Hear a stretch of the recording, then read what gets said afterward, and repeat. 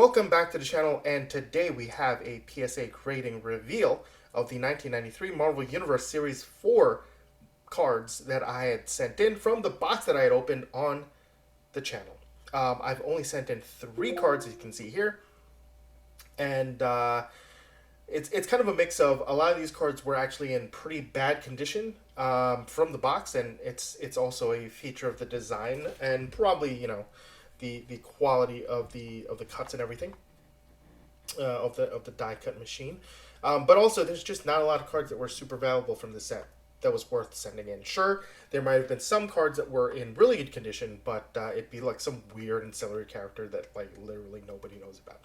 Anyway, so on the very top we have Deadpool, because I can't hide the grade for that. Although I will hide the card grades for the other two behind it. I did forget who I sent in, although obviously Wolverine is one of them, so Deadpool and Wolverine, cool pairing. So, before we get into that, all the Marvel stuff I'm opening now all leads into this. A vintage sealed box that I just cannot wait to open. Released way back in 1990, the Marvel Universe Series 1 trading cards. This is an incredibly difficult to find box at a decent price nowadays, with the potential for some serious value. PSA 10 auctions for the hologram inserts go as high as $5,000.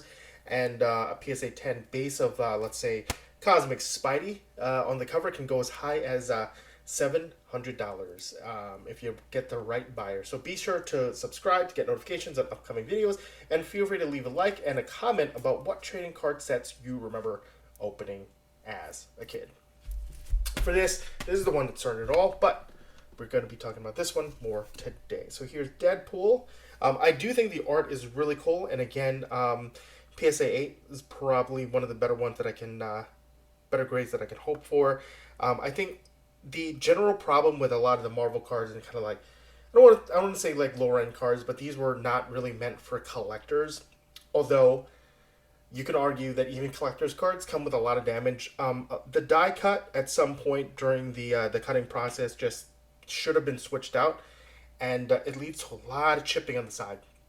And on top of the chipping, which you can get on a perfectly preserved pack with cards that are sharp at each corner, so sharp they can, I don't know, draw blood. No, probably not. But again, if you don't get that, if you do get a perfect pack, you could still get chipping and stuff, and that's nobody's fault except for that die cutting machine. So we'll move on. We got Deadpool. We'll take a little bit of a closer look at it as we hide the card behind it. And when the color goes all the way to the ends, it makes any type of chipping more prevalent, a lot easier to find, lowering the grade. So there's a little bit of chip here, which I was hoping that the little chip would lead to a PSA 9, but it is a PSA 8.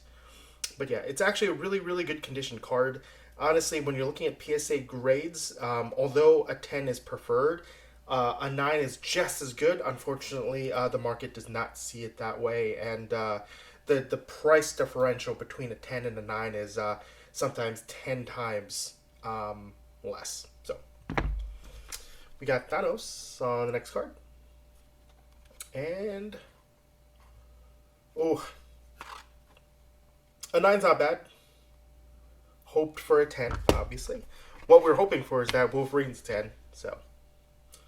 But a very, very nice looking card. He's got the Infinity Gauntlet.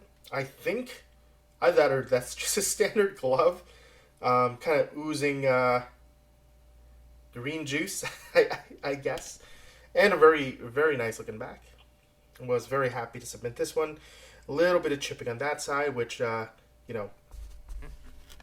honestly, in comparison between these two, the chipping looks just about the same. But one gets an 8, one gets a 9. That's kind of what happens when you do get a card graded. Alrighty. Here we go. A very, very cool Wolverine card. Although I think the only thing that I didn't like about the art, so I love the coloring, I love the pose. However, man, they drew his eyes real small. Really, really small.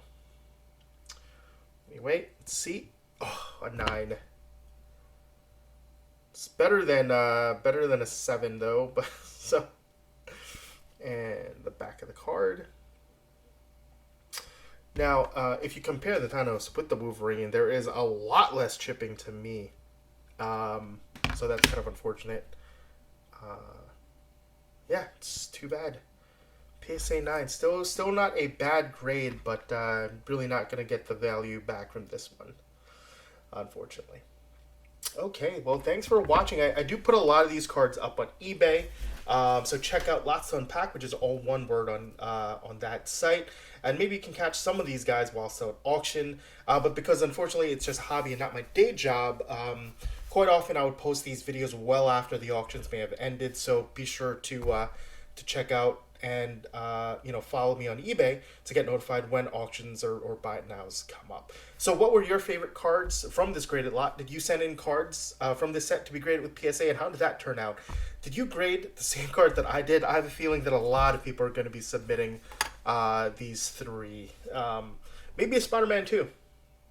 Probably I didn't get a good Spider-Man, and which is why it wasn't submitted. Anyway, yeah, leave a comment, let me know. Thanks for watching, and good luck on your next submission.